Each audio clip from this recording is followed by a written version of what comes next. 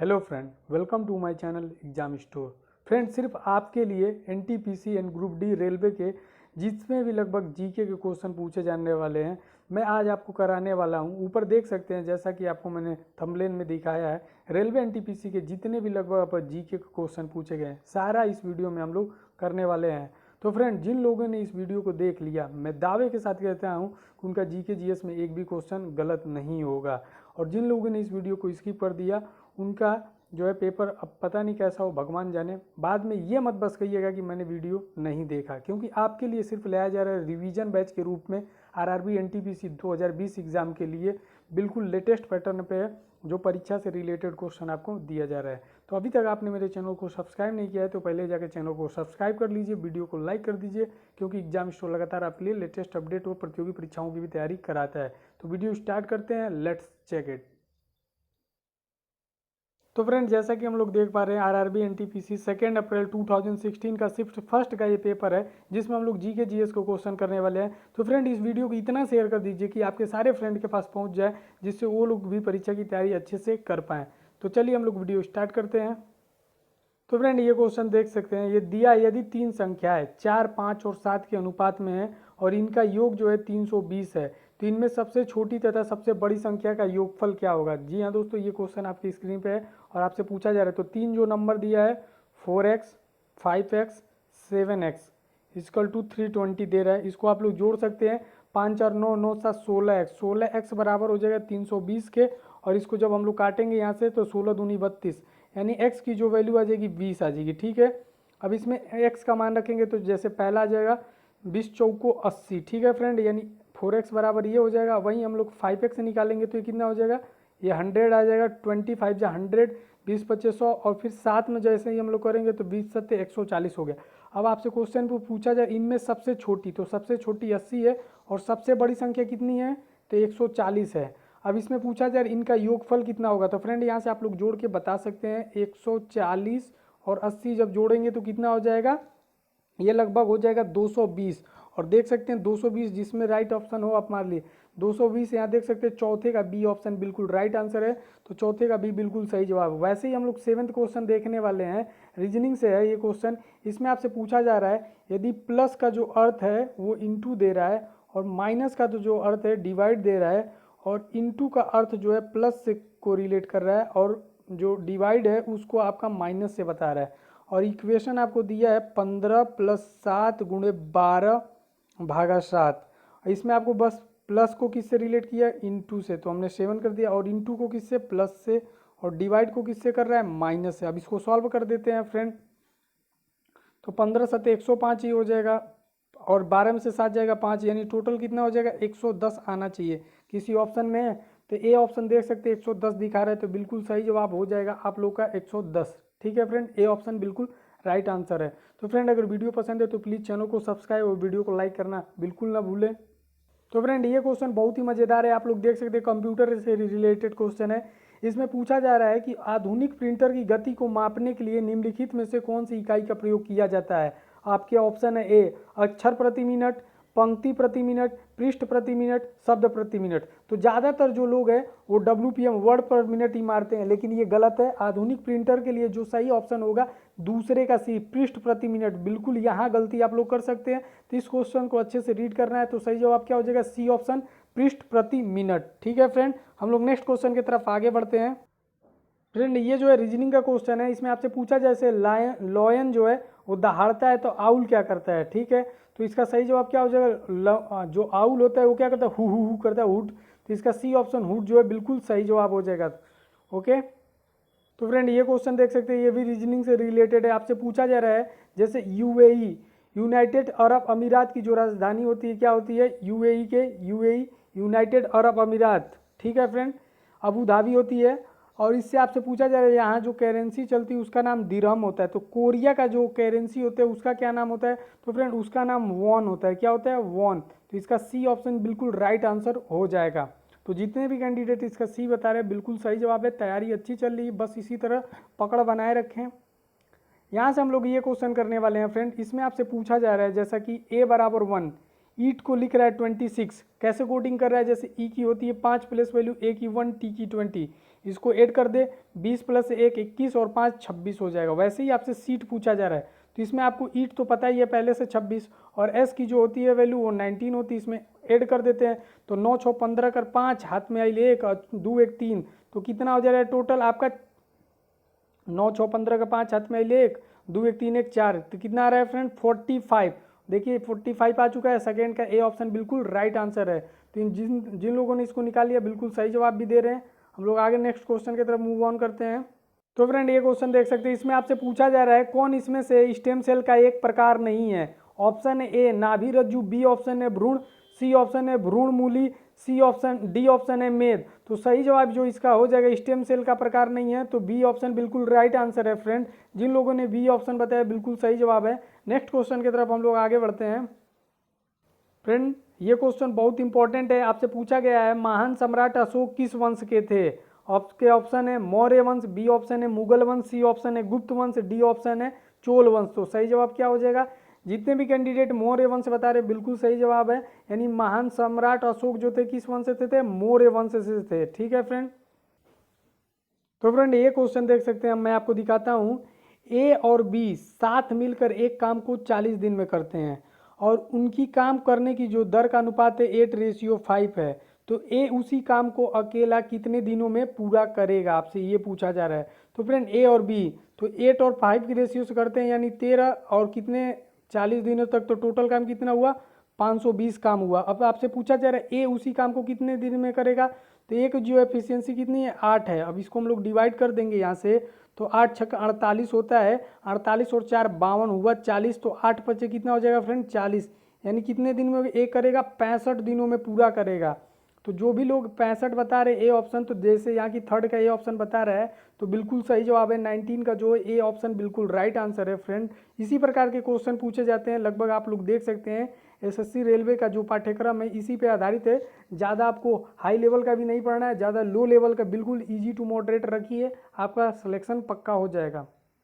Friend ये question में आपसे पूछा जा रहा है निम्नलिखित मस्जिदों में से किसका निर्माण मुगल सम्राट शाहजहां द्वारा किया गया था। ऑप्शन है ए जामा मस्जिद दिल्ली, बी ऑप्शन है बादशाही मस्जिद लाहौर, सी ऑप्शन है काबुली बाग मस्जिद हरियाणा, डी ऑप्शन है किला ए कुहना मस्जिद दिल्ली। तो सही जवाब क्या हो जाएगा इसका, निम्नलिखित मस्जिदों में से किसका निर्माण मुगल सम्राट शाहजहां द्वारा किया गया था। तो फ्रेंड इसका सही जवाब हो जाएगा ए ऑप्शन जामा मस्जिद दिल्ली। ठीक है, इसका निर्माण जो है सम्राट शाहजहां द्वारा किया गया था। Okay friend. तो फ्रेंड यहाँ देख सकते हैं श्रीलंका, तब सिलोन थी पहले इसका नाम था, को किस वर्ष डोमिनियन ऑफ सिलोन के रूप में स्वतंत्रता प्रदान की गई है। ऑप्शन है ए 1948 में, बी ऑप्शन है 1972 में, सी ऑप्शन है 1947 में, या डी ऑप्शन है 1968 में। तो सही जवाब क्या हो जाएगा इसका, तो राइट आंसर हो जाएगा 1948 में जो है इसको डोमिनियन ऑफ सिलोन के रूप में स्वतंत्रता प्रदान की गई थी। ए ऑप्शन बिल्कुल राइट आंसर है। हम लोग नेक्स्ट क्वेश्चन की तरफ आगे बढ़ते हैं। तो फ्रेंड जैसा कि ये क्वेश्चन दिया है, एक समकोण त्रिकोण का क्षेत्रफल जो दिया है, यानी एरिया दे रहा है 30 वर्ग मीटर है, 30 स्क्वायर मीटर है। यदि उसकी ऊंचाई आधार से 7 मीटर अधिक हो तो उसका आधार ज्ञात कीजिए। क्वेश्चन बहुत अच्छा है, इसी तरह से क्वेश्चन पूछे जाते हैं। आपका समकोण त्रिभुज का क्षेत्रफल दे रहा है, एरिया दे रहा है 30 वर्ग मीटर, ठीक है, यानी 30 मीटर स्क्वायर दे रहा है आपका, और आपसे पूछ रहा है यदि ऊंचाई आधार 7 मीटर अधिक होती है, यदि ऊंचाई आधार से 7 मीटर अधिक होती है तो उसका आधार ज्ञात कीजिए। ओके फ्रेंड, तो मैं इसको सॉल्व करके आपको दिखाता हूँ। जैसा कि हम लोगों ने 30 इसको रख दिया, 1/2 बेस इंटू हाइट करेंगे, तो बेस को x मान लीजिए, आधार से 7 मीटर अधिक है, इसको कर लीजिए x + 7, ठीक है। अब इसको सॉल्व हम लोग कर देते हैं, तो ये 60 हो जाएगा, 30 दूना का 60, और इसको जब मल्टीप्लाई कराएंगे तो x² + 7x हो जाएगा। अब जब इसको सॉल्व करेंगे, ये आपका क्वाड्रेटिक इक्वेशन हो गया है, x² + 7x, तो इसको लिख सकते हैं x² + 7x - 60 = 0। अब इसका फैक्टर नहीं कर लेंगे, आप लोग कर तो सकते हैं, x² + 7x - 60 क्या होता है, 12 पचे कितना होला हो, 12 पचे 60, अब 12 में से 5 घटाइए तो कितना मिला था 7, तो इसका फैक्टर कितना हो जाएगा 12 और 5। तो इसको सॉल्व करेंगे तो x² हम लोग क्या लिख सकते हैं, x ब्रैकेट में 12 - 5 लिख सकते हैं 7 को, और x लिख दीजिए अब -60। तो यहाँ देखिए 12 जो है प्लस का आएगा, तो ये तो आंसर हो ही नहीं सकता, तो ये मतलब नॉट हो जाएगा। लेकिन 5 जो है इसका राइट आंसर, क्योंकि यही आएगा x - 5 = 0, तो x बराबर कितना हो जाएगा 5। समझ रहे हैं आप लोग ना, बिल्कुल। तो x बराबर 5 आ रहा होगा। यहाँ देखिए ए ऑप्शन देखिए पहले ही नंबर पे दिया है, बस इसको लगा देना है। तो x बराबर 5 बिल्कुल राइट आंसर है। उम्मीद करता हूँ आपको समझ में आ गया होगा जो मैं कहना चाहता हूँ, क्योंकि मेरे पास थोड़ी सी प्रॉब्लम है, डिजिटल बोर्ड तो है नहीं कि मैं आपको अच्छे से समझा सकूँ, तो जितना हो सकता है उतना मैं आपके लिए कर दे रहा हूँ। तो आप लोग भी अपना काम करते रहिएगा, वीडियो को लाइक, चैनल को सब्सक्राइब करना बिल्कुल ना भूलिए। तो नेक्स्ट क्वेश्चन है, वैज्ञानिक नाम होमोसेपियंस का अर्थ क्या होता है? तो होमोसेपियंस आपसे पूछा जा रहा है किसका अर्थ होता है? सीधा आदमी का, लंबा आदमी का, बुद्धिमान आदमी का, कामकाजी आदमी का। तो जितने भी होमोसेपियंस होते हैं वो बुद्धिमान आदमी को कहा जाता है। ठीक है फ्रेंड, जो है ये मानो कि ये एक साइंटिफिक नाम है, वैज्ञानिक नाम है होमोसेपियंस, तो ये बुद्धिमान कैटेगरी में आता है। ठीक है फ्रेंड, तो दूसरे का सी बिल्कुल राइट आंसर है। तो जितने भी कैंडिडेट सी बता रहे हैं बिल्कुल सही जवाब है। आगे बढ़ते हैं फ्रेंड, ये क्वेश्चन आपसे पूछा जा रहा है, निम्नलिखित में से किस देश को 2011 में स्वतंत्रता प्राप्त हुई थी? बताइए 2011 में इनको स्वतंत्रता प्राप्त हुई है। ए ऑप्शन है इरिट्रिया, बी ऑप्शन है दक्षिण सूडान, सी ऑप्शन है स्लोवाकिया, डी ऑप्शन है ब्रुनेई। तो सही जवाब क्या हो जाएगा? 2011 में जो स्वतंत्रता प्राप्त हुई है वो दक्षिण सूडान को।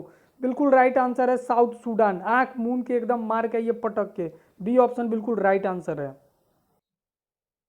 तो फ्रेंड नेक्स्ट क्वेश्चन जो है आपका रीजनिंग से रिलेटेड है। पूछा जा रहा है स्टूडेंट के लिए आपको ये कोडिंग किया जा रहा है, तो टीचर के लिए क्या कोड लिखा जाएगा? मैं आपको बता देता हूँ, स्टूडेंट जो है STUDENT, ठीक है, इसको लिखा जा रहा है जैसे कि NVPFZPO। ओके, एस को हम लोग 19 लिख सकते हैं, टी को 20 और यू को 21, डी को 4, ई को 5, एन को 14 और लास्ट में क्या है टी, तो टी को 20 लिख सकते हैं। अब वैसे ही एन को यहाँ 14 कोडिंग है, वी का 22 होता है, पी का 16, एफ का 6, जेड का 26, पी का 16, ओ का 15। ठीक बा, अब देखो क्या करना है, 19 से 14 हो रहा है तो क्या हो रहा है, इसमें से घट रहा है कितना, -5 हो। और दूसरा वाला में क्या होता है, 20 से 22 होता था, देखो 2 गो बढ़ जाता। फिर तीसरा वाला में क्या होता है, यू से पी, तो 21 से 16 यानी फिर घट गई। ठीक बा, -5 और 4 से 6 देखा ये सीरीज मिल गई, -5 + 2, -5 + 2, फिर यो हुई -5 + 2, फिर ए जाओ जी -5। और पूछत के करवाओ टीचर के, तो टीचर के निकालना ही लेबर, TEACHER। टी का होला 20, ई का होला 5, ए का होला 1 और सी का होला कितना हो 3, एच का 8, TEACH, ई का होला 5, आर का होला 18। ठीक बा, अब टी का 20 बा तो पहले में से क्या करो 5 गो घटा दो, तो 5 गो घटेबा तो का आ जाई, ओ आ जाई। ठीक बा, अब देखो हई सी और डी तो यहीं कट जाइए सब, क्योंकि ओ है ही नहीं के। ओकरी बाद में से क्या करे के बा, ई में जैसे दे ले बा 1 और 2 3, क्या दिया TE, की वैल्यू कितनी है 5 है। अब इसमें हम लोग क्या करेंगे, +2 कर देंगे। ठीक है फ्रेंड, तो 7 आ जी। अब आप लोग देख लीजिए 7 पे जी आता है, ओ और जी किस में, सिर्फ ए ऑप्शन में है, पटक के मार दीजिए, ए ऑप्शन गलत हो ही नहीं सकता, ज़्यादा टाइम देने की ज़रूरत नहीं है। तो चलते हैं नेक्स्ट क्वेश्चन के लिए। तो नेक्स्ट क्वेश्चन जो ना भाई कंप्यूटर से, कंप्यूटर के निर्माता उपयोगकर्ता द्वारा एक बार प्रोग्राम किए जाने के बाद निम्नलिखित में से किसे संशोधित नहीं किया जा सकता है? तो हिंदी में देखो संशोधित का मतलब समझ ले, एडिट ना कल जा सकेला हो, जैसे हम लोग एडिट कर लेनी कि एडिट ना, तो जैसे देता है ई प्रोम रैम, ई प्रोम रोम। तो कौन सा सही जवाब हो जाएगा, डी ऑप्शन, जो रोम लिखा था इसमें जो है संशोधित नहीं किया जा सकता है। तो कंप्यूटर के देख रहे हैं आप लोग, लगातार क्वेश्चन पूछा जा रहा है, तो कंप्यूटर एक टॉपिक को जरूर पढ़ के जाएं। जो नेक्स्ट क्वेश्चन है मैथ के बारे में पूछा था, दो धनात्मक संख्याओं का जो अंतर है वो 50 है और दोनों संख्याओं का अनुपात देता 7:2, तो दोनों संख्याओं का गुणनफल कितना होगा? तो देखिए कि कैसे करे के बाद, दोनों संख्या दिया है तो 7x - 2x, इसका जो अंतर दिया है कितना बा, 50 बा। तो 7 में से 2x घटेगा तो कितना आएगा, 5x बराबर 50 हो जाए। एक्स की वैल्यू जैसे निकलब तो 5 × 50, एक्स की वैल्यू 10। अब जैसे दोनों संख्या कितना हो जी, 7x और 2x बात, ये हो जाए 70, एक हो जाए 20, क्योंकि दोनों संख्याओं का गुणनफल पूछ रहा है। बहुत लोग के 70 अब समझे में नहीं कहाँ से आई, अरे 7x के लिखब रेशियो में 2x, तो x की वैल्यू 10 निकलने वाला, 7 में 10 से मल्टीप्लाई 70, 2 में 10 से मल्टीप्लाई 20 और 70 में 20 से जैसे मल्टीप्लाई करेगा आज ही 1400। तो 1400 बिल्कुल राइट आंसर, सी ऑप्शन बिल्कुल राइट आंसर है। जितने भी कैंडिडेट सी बता रहे हैं बिल्कुल सही जवाब है। नेक्स्ट क्वेश्चन की तरफ आगे बढ़ते हैं। तो फ्रेंड ये जो क्वेश्चन आया है रीजनिंग का, कोडिंग डिकोडिंग का, इसमें पूछा जा रहा है हेल्थ को इस तरीके से कोडिंग किया जा रहा है, तो हॉस्पिटल को कैसे किया जाएगा? चलिए इसको करते हैं। HEALT, यहीं से दिखा देते। H जो होता है 8 पे, E 5 पे, A पर, और ये 12 पर, T 20 पर, H 8 पर। क्यों ई ना कही दे कि हमकी यादें नहीं के, तो पूरा गइल भैंस पानी में, फिर दोबारा से एग्जाम पता ना होई कि ना। अब आई यहाँ पे देखिए 9 पे आता है, D 4 पे आता है, B जो है सेकंड पे, K 11 पे आता है, और U 21 पे, G जो 7 पे। तो यहाँ से देख सकते हैं 8 के बाद 9 हो रहा है यानी +1 हो रहा है, फिर 5 के बाद 4 -1, फिर 1 के बाद 2 +1, फिर 12 के बाद 11 -1, यानी +1 -1 +1 -1 चल रहा है। ठीक है, तो वैसे ही आपको करना है हॉस्पिटल में भी। तो H का होता है 8, O का होता है 15, S का होता है 19, P का होता है 16, I का होता है 9, T का 20, A का 1, L का 12, और H का कितना होता है वो, H O का पहले लिखिए, O का 15, H का 8, तो पहले बढ़ रहा है तो 8 से 9 हो जाएगा, ये भी 9 पे I आता है। ठीक है, ओकरी भाई ये घटी तो 14 पे N आवेला, आई N देगा के में बा, कुछ देखा ही क्या नहीं कि सिर्फ डी ऑप्शन में बा पटक के हमारा, डी ऑप्शन बिल्कुल राइट आंसर सही बा। आगे बढ़ जाए, टाइम अपन बचावो, आगे कोनो क्वेश्चन में लगा सकेला, तो डी ऑप्शन बिल्कुल राइट आंसर बा। उम्मीद करते हैं जो हम बताओ चाहते नहीं एकदम अंदर घुसत हुई। तो फ्रेंड हई देखिए हिस्ट्री से क्वेश्चन पूछा गया है, जलियांवाला बाग हत्याकांड 1919 में हुआ था, आप लोगों ने देखा था। इसमें देखिए जो क्वेश्चन है ऑप्शन दिए हैं बिल्कुल क्लोज ऑप्शन दिए हैं, दिमाग चकरा जी उस समय। जलियांवाला बाग हत्याकांड का आदेश किसने दिया था? ए ऑप्शन है कर्नल रेजिनाल्ड डायर ने, बी ऑप्शन है माइकल ओ डायर ने, सी ऑप्शन है H आइसक्विथ, या डी ऑप्शन है विंस्टन चर्चिल। विंस्टन चर्चिल को जानते हैं? अर्धनग्न फकीर किसको कहा था? आप लोग ऑप्शन में जरूर बताएं कमेंट बॉक्स में कि विंस्टन चर्चिल ने किसको अर्धनग्न फकीर कहा था। ये भी क्वेश्चन पूछा जा सकता है आपसे। ठीक है, और देशद्रोही फकीर किसने कहा था? महात्मा गांधी जी को, ये भी बता सकते हैं, और कब बोला गया था। अगर जानकारी है तो अच्छी बात है, नहीं तो फिर यहाँ से देखिए जलियांवाला बाग हत्याकांड का आदेश किसने दिया था? तो सही जवाब जो है इसका A option colonel Reginald Dyer ने। किसने दिया था? बहुत सारे लोग बी बता रहेंगे क्योंकि माइकल ओ डायर भी मन में लगता है, लेकिन सही जवाब जो है कर्नल रेजिनाल्ड डायर है। बी ए ऑप्शन बिल्कुल राइट आंसर है। तो फ्रेंड ये क्वेश्चन आपसे पूछा गया है, पहले जोड़े में दिए गए शब्दों के समान दिए गए विकल्पों में से संबंधित जोड़े को चुने। बिहार का राजधानी पटना हो तो गुजरात के का हुई? गुजरात के गांधीनगर, सब पता हुई है में से आप लोग को। जयपुर के राजधानी, जयपुर के कर होता है बताइए, जयपुर का बताइए, कमेंट बॉक्स में जरूर बताएं जयपुर। ठीक है, तो इसका सही जवाब क्या हो जाएगा? वो गुजरात का गांधीनगर होता है। ठीक है, बिहार का पटना। तो उत्तर प्रदेश का राजधानी लखनऊ, और राजस्थान की राजधानी जयपुर। फ्रेंड ये मैथ का क्वेश्चन है, इसमें पूछा जा रहा है आपसे 25, 23, 26, 29, 31, 39 और 11 की माध्यिका ज्ञात कीजिए। आपसे माध्यिका पूछा जा रहा है, तो माध्यिका ज्ञात करने का सबसे सिंपल तरीका क्या होता है? सबसे पहले इसको आरोही क्रम में पटक के लिख दीजिए। तो देखिए इसमें से सबसे आरोही क्रम में 11 बा सबसे छोटा ने के लिख दो, ओकरी बाद कौन लौकता हो? 23 लौकता, 23 के लिख दो, ओकरी बाद 23 के बाद से 25 बा तो 25 लिखा। ठीक बा, 25 के बाद से कौन और लौकता? 26 बा तो 26 लिख दो, ओकरी बाद कौन लौकता? 29 बा 29 लिख दो, ओकरी बाद 31, ओकरी बाद 39। एक बार जरूरी जानकारी खातिर एक गिन ले, 1 2 3 4 5 6 7, और तू जो लिखले वाला 7 गो बाकी ना, 1 2 3 4 5 6 7, इ नंबरवा काम करी यही से गिनवनी है। ओंगने ना n बराबर 7, ई सम है कि विषम? जल्दी बताइए, तो ई विषम है। क्या है? विषम। तो विषम के लिए जो माध्यिका का फार्मूला होता है n+1/2 होता है। तो n कितना है? 7 + 1/2 यानी 8/2। तो कितना होता है? वाह पद भी होता है में, तो चौथा पद आ रहा है। क्या हो रहा है? चौथा पद। इनमें से चौथा पद गिन 1 2 3 4, चौथा पद क्या होता है फ्रेंड? 26। तो देखा यहाँ बी ऑप्शन दे रहा है यानी 26 ऐसे आया है। ठीक है, जब तक इसको आप आरोही क्रम में नहीं लगाएंगे तो इसका जवाब नहीं दे पाएंगे। और वहीं हम आपको बता देते हैं इसका, जैसे ये तो मान लीजिए सम विषम आया था, सम आ जाता, 8 पद होता तो ये फार्मूला नहीं लगता ना, कौन सा लगता? उसके लिए भी जान जाइए, मैं बता देता हूँ आपको। इसको थोड़ा सा इरेज कर दिया जाता है। जैसे n बराबर मान लीजिए 10 आ गया, तो अब इसको कैसे सॉल्व करेंगे माध्यिका निकालने के लिए? तो इसका फार्मूला होता है n/2वां पद। क्या होता है? n/2वां पद। उसके बाद जो होता है प्लस n/2 + 1वां पद, ओकरी बाद का होला वो पूरे का अपान 2 होला। ठीक भाई, याद कर लिया, काम करी आगे एग्जाम में। फ्रेंड ये क्वेश्चन आपसे पूछा जा रहा है, निम्नलिखित में से कौन सा सत्य है? ए ऑप्शन दे रहा है रेटिना पर बनने वाला प्रतिबिंब उल्टा होता है, बी दे रहा है रेटिना पर बनने वाला प्रतिबिंब मूल छवि से दुगुना होता है। और सी दे रहा है रेटिना पर बनने वाले प्रतिबिंब का आकार वस्तु के समान होता है। डी दे रहा है रेटिना पर निर्मित प्रतिबिंब ऊर्ध्व होता है। तो सही जवाब क्या हो जाएगा, वो इनमें से सही जवाब जो हो जाएगा ए ऑप्शन बिल्कुल सही जवाब है और यही सत्य है। रेटिना पर बनने वाला जो प्रतिबिंब होता है उल्टा होता है। फ्रेंड ये जो क्वेश्चन है रीजनिंग का, इसमें पूछा जा रहा है निम्नलिखित में से जो भिन्न है उसको चुने। तो देखिए भिन्न कैसे चुनना है, ये तो आपको देख के भी लग रहा होगा जैसे मंगल ग्रह, नेपच्यून और शनि ग्रह, इसके बारे में तो आप लग रहा है जानते हैं। जैसे मरकरी, वीनस, अर्थ, मार्स, जुपिटर ने मरकरी, वीनस, अर्थ, मार्स, जुपिटर, यूरेनस, नेपच्यून, ठीक है। तो ये तो 8 ग्रह आप जानते हैं, लेकिन लुब्धक के बारे में अगर जे पढ़ले हो के मालूम हो कि दूरे से ही नजर आता कि अलग बा, तो केहू पटक के मार दी, ए ऑप्शन यही भिन्न है बिल्कुल। इसी तरीके से आपको एग्जाम में भी देना है, थोड़ा सा दिमाग लगा के question solve. Friend next question है, इसमें पूछा जा रहा है रेडियम किस खनिज से प्राप्त किया जाता है। ए ऑप्शन दे रहा है रूटाइल से, बी ऑप्शन दे रहा है हेमेटाइट से, सी ऑप्शन दे रहा है चूना पत्थर से, डी ऑप्शन दे रहा है पिच ब्लेड से।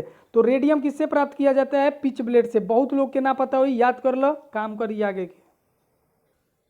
तो फ्रेंड नेक्स्ट क्वेश्चन जो है टाइम एंड वर्क से आपसे पूछा जा रहा है मैथ में। ये क्वेश्चन है पी कार्य करने में क्यू से दुगुना सक्षम है। ठीक है फ्रेंड, मैं आपको दिखाता हूँ, थोड़ा सा ग्लिच हो गया, 1 मिनट। पबजी तो खेलते ही होंगे लोग, अरे वैन भइल बा, लेकिन तब वो लोग माना था। देखिए पी कार्य करने में क्यू से दुगुना सक्षम है, यहाँ पी और क्यू लिख लीजिए। पी कार्य करने में क्यू से दुगुना है, यानी क्यू से दुगुना, ठीक बा, समझ में आओ था ना। दोनों एक साथ मिलेंगे, जब दोनों एक साथ मिलेंगे तो 2 + 1 3, और 22 दिनों में पूरा करते हैं। तो 22 दिन में दोनों मिलके कितना काम करिए सो, 22 × 66, 66 काम टोटल करिए सर। लेकिन ये कहा था क्यू अकेला इस काम को पूरा करने में कितना समय लेगा। तो क्यू का जो एफिशिएंसी बा वो कितना बा, 1 बा।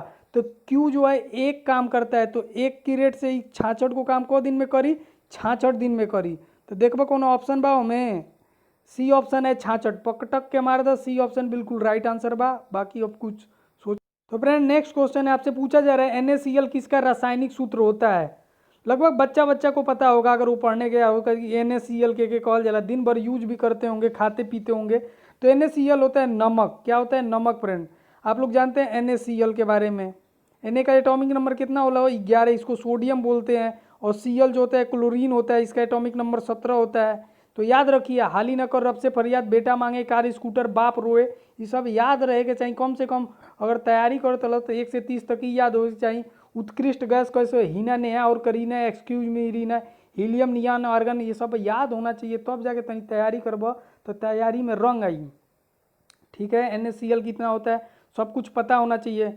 किस किस धातु को हम लोग चाकू से काट सकते हैं, तो ये पता होना चाहिए। सोडियम धातु है, इसको जो है चाकू से भी काटा जा सकता है। और ये वायु के संपर्क में आने पे आग में लग जाता है, तो इसलिए इसको कैसे रखा जाता है, केरोसिन ऑयल में भिगा के रखा जाता है। समझ में आता। तो फ्रेंड एक ये भी क्वेश्चन है, आप लोग देख सकते हैं। कॉयल को लिख रहा है 315912 कोड कर रहा है, पुलिस को इतना कर रहा है, तो प्राइस का आपसे पूछ रहा है। कैसे कर रहा है मैं आपको बता दे रहा हूँ। जैसे सी का 3 लिखा था, एक एक देखो। ओ का होता है 15, आई का होता है 9 और एल का होता है 12। वैसे पी का होता है 16, ओ का होता है 15, एल का होता है 12, आई का होता है 9, सी का होता है 3, ई का होता है 5। पूछा था प्राइस हो, PRIC मैंने मूल्य का। तब पी का होला 16, आर का होला 18, आई का होला 9, सी का होला 3, ई का होला 5। तो एक देखबा पटक के 16, 18, 9, 3, 5। सी ऑप्शन जे जे बताओ था बिल्कुल सही बा। तो फ्रेंड ये जो क्वेश्चन आया है 72, 74, 75, 76, 75, 74, 73, 75, 73, 71 और 77, यानी 77 का बहुलक। बहुलक का मतलब क्या होता है, जो 1 से ज़्यादा हो। तो चलिए इसमें हम लोग पहले देखते हैं 72। देखो 72 पे टिक मरबा, देखबो कौन और दिक्कत है तो ना, ही तो बहुलक होकबे ना करी। 74 हम लोग चेक करते हैं, 74 और कहीं दिख रहा है, 1 गो 2 गो, बस 2 गो बाद 74, ठीक बा। 75 चेक करबा, 1 2 3, देखा 75 3 बार दिख गई थे, और कोनो होकबे ना कर सकेला। एक बार चेक कर लो, 76 1 के बा, बस अब कोनो ना, 73 73 2 गो बा। तो 75 मार दे पटक के 3, तीसरा सही हो जाए, 3 बार बात तो ये सही हो जाए, इतना टाइम जम नहीं। सी ऑप्शन बिल्कुल राइट आंसर बा। आगे बढ़त देखा, खेल पूछ दिया, जियो बिहार के लाला, जियो तू 1000 साला। बताओ रामखेलिया किस राज्य का एक लोक नृत्य है। तो पूछा जा रहा है रामखेलिया किस राज्य का लोक नृत्य है। ए ऑप्शन है हरियाणा, बी केरल, सी बिहार, डी मध्य प्रदेश। रामखेलिया कहाँ का हो सकेला, वो बता सकेला, बिहार का। कहाँ के ई लोक नृत्य, बिहार का। आँख मूंद के दे पटक के हमारा बिहार, बिल्कुल सही जवाब। तो नेक्स्ट क्वेश्चन है आपका एलसीएम एचसीएफ से, बहुत सिंपल क्वेश्चन है। दो संख्याओं का महत्तम समापवर्तक एचसीएफ हाईएस्ट कॉमन फैक्टर तथा लघुत्तम समापवर्तक एलसीएम होता है लोवेस्ट कॉमन फैक्टर, इसमें क्रमशः 7 और 252 है। यदि एक संख्या 28 है, एचसीएफ का हाईएस्ट कॉमन फैक्टर होता है, एलसीएम का लोवेस्ट कॉमन मल्टीपल कर लो, नहीं तो कहा कि क्या बता देना। एक संख्या 28 और दूसरी संख्या ज्ञात कीजिए, तो फार्मूला एक रोला हो एलसीएम गुणे एचसीएफ बराबर प्रथम पद गुणे द्वितीय पद। तो एलसीएम तो के दे ले भाई, एचसीएफ और एलसीएम गुणे में बा कोनो के आगे पीछे रख सकेला, 252 कर दो। और पहला पद एक संख्या 28 देता, देखो हम एजा लिखब तो फिर एजा ले पड़ी, इसीलिए डायरेक्ट एजा लिख देते हैं। सेकंड पद चाहे तो एजा लिख दे। 7 से 28 करब 4 बार में कट जाए, 4 से 252 कटब तो 4 छके 24 बचल, हासिल 1 भइल 12, 4 3 12, तो कितना होता हो, तो 63 देखा होता। कौन ऑप्शन बा, बी ऑप्शन बा, पटक के मारे बी ऑप्शन बिल्कुल राइट आंसर बा। तो फ्रेंड ये रीजनिंग का बहुत ही मजेदार क्वेश्चन है। आपसे पूछा जा रहा है कि चाय पीने वाले को दर्शाता है ट्रायंगल, तो जो ये ट्रायंगल है ये टी को दर्शाता है, ठीक है। और टी में कौन सा तत्व पाया जाता है, वो जो उत्तेजित होता है उसको क्या कहते हैं, थीन। और काफ़ी में कैफीन होता है, ठीक है। तो उसमें आपको क्या पाया जाता है, तम्बाकू में निकोटीन, हो याद कैले रहो तो सही रही। तो आपको दिखाया जा रहा है ट्रायंगल से टी, ठीक है, यानी चाय को दिखाया जा रहा है। और कॉफ़ी जो है सर्कल से दिखाया जा रहा है। और ये जो स्क्वायर है आपको रस दिखा रहा है। क्वेश्चन में पूछ रहा है कितने लोग कॉफ़ी पीते हैं, ठीक है। तो आपसे पूछा जा रहा है कितने लोग कॉफ़ी पीते हैं, तो कॉफ़ी अगर पूछ देता है केवल कॉफ़ी पीने वाले कितने हैं, तो सिर्फ आपको अलग जवाब हो जाएगा। लेकिन इस क्वेश्चन में पूछ रहा है कितने लोग कॉफ़ी पीते हैं, तो जितना भी सर्कल में बा काफ़ी वाला उस सबके पटक के जोड़ दा, कितने लोग हैं तो सबको जोड़ दीजिए। चलिए हम लोग जोड़ते हैं एक एक, यहाँ से जोड़ते हैं। सर्कल वाले पहला है 43, दूसरा हो गया 45, तीसरा हो गया 23, 15 और 38, ठीक है। अब इसको जोड़िए, 5 और 3 8, 5 और 3 8 और 8, तो 3 पेयर हुआ 8 का 24, 24 का 4, हाथ में आयल 2, अब एक जोड़ दो, 4 4 8, 8 2 10, 10 और 4 14, 15 16, कितना हो गया 164। 164 आओ था, ऑप्शन देखो कोनो बा, तो 164 बा बी ऑप्शन देखो, और बी ऑप्शन बिल्कुल राइट आंसर बा। तो यही पटक के हमारे के बाद कितने लोग कॉफ़ी पीते हैं, अगर पूछ देता केवल कॉफ़ी पीने वाले कितने हैं, तो कितने हो जाते हैं केवल कॉफ़ी पीने वाले। यहाँ से देखो कितना आंसर बताइए, कॉफ़ी वाला सर्कल है तो 43 और 38 जोड़ दो। केवल कॉफ़ी यही दो पीस रहे हैं, बाकी सब तो इसमें ट्रायंगल भी आ जा रहा है और आपका स्क्वायर भी आ जा रहा है, तो इनको नहीं गिना जाएगा, सिर्फ 43 और 38 जोड़ना पड़ेगा। नेक्स्ट क्वेश्चन की तरफ बढ़ते हैं। तो फ्रेंड नेक्स्ट क्वेश्चन आ चुका है, इसी से रिलेटेड है। इसमें पूछा जा रहा है, यहाँ नीचे देख सकते हैं कितने लोग चाय और कॉफ़ी पीते हैं, तो चाय और, तो फ्रेंड यहाँ देख सकते हैं कितने लोग चाय और कॉफ़ी पीते हैं लेकिन रस नहीं। तो रस वाला कौन सा है, रस वाला स्क्वायर है, तो रस का नहीं चाहिए आपसे, सिर्फ चाय और कॉफ़ी पूछ रहा है। तो चाय और कॉफ़ी, तो ये आपका क्या था, जो ट्रायंगल था ये चाय था और कॉफ़ी ये था। तीन दोनों के बीच में कौन सा है, यहाँ से आपको देखना है कौन सा है, सिर्फ 45 वाला उठाना है, क्योंकि ये तो लेना नहीं है आपको, ये पहले ही मना कर दिया है ना, वो कटवा दिया है, रस तो बिल्कुल नहीं चाहिए। तो सिर्फ क्या आ रहा है 45, बिना कुछ कहे कितने लोग चाय और कॉफ़ी पीते हैं लेकिन रस नहीं। तो रस वाला जितने भी स्क्वायर वाले हैं वो तो वैसे ही छट जाएंगे, मैं आपको दिखाता हूँ। सिर्फ देखिए दोनों जो मिक्स हैं वो ट्रायंगल और सर्कल में 45, तो यही इसका सही जवाब हो जाएगा, कितने लोग चाय और कॉफ़ी पीते हैं रस नहीं। 45 बिल्कुल सही। तो यहाँ देख सकते हैं डी ऑप्शन दिखा भी रहा है, 45 आ रहा है जो मैंने दिखाया है आपको। तो फ्रेंड ये क्वेश्चन देख रहे हैं, इसमें पूछा रहा है कितने लोग रस और चाय पीते हैं लेकिन कॉफ़ी नहीं पीते हैं। तो रस और चाय को किससे दिखाया, रस को इससे स्क्वायर से दिखाया गया है और चाय को किससे ट्रायंगल से दिखाया जा रहा है। और आपको कॉफ़ी वाला जो है किससे दिखाया जा रहा है, कॉफ़ी वाले को सर्कल से, सर्कल वाला नहीं लेना है। तो ये देखिए दो ट्रायंगल जो है सिमिलर हो, बस हमको यही लेना है। तो ये जो है ट्रायंगल वाला पूरा काट दीजिए, यहाँ तक पूरा कट जाएगा। इन दोनों का मिक्स किसने है, सिर्फ 36 आ रहा है। ये 24 वाले अगर लेते हैं तो इसमें आपका ये नहीं आ पा रहा है रस वाला, इसलिए ये नहीं आंसर होगा, 36 वाला आंसर होगा। 36 बी ऑप्शन दिया है, मार दीजिए पटक के, सही हो जाएगा। तो यहाँ पे देख सकते हैं बी ऑप्शन दिखा भी रहा है, तो बिल्कुल राइट आंसर है 36। नेक्स्ट क्वेश्चन है, यदि एक सर्किट का प्रतिरोध दुगुना किया जाता है तो वोल्टेज को समान रखने के लिए सर्किट में प्रवाहित विद्युत धारा कितनी होगी? ए ऑप्शन है आधी बढ़ जाएगी, बी आधी घट जाएगी, सी स्थिर रहेगी या डी शून्य हो जाएगी। तो सही जवाब क्या हो जाएगा? बी ऑप्शन आधी घट जाएगी, बिल्कुल सही जवाब है। जितने भी कैंडिडेट बी बता रहे हैं बिल्कुल राइट आंसर है। फ्रेंड बस आज के लिए इतना ही रहने दे रहे, क्योंकि वीडियो लंबा हो जाएगा तो अपलोड होने में भी टाइम लगता है।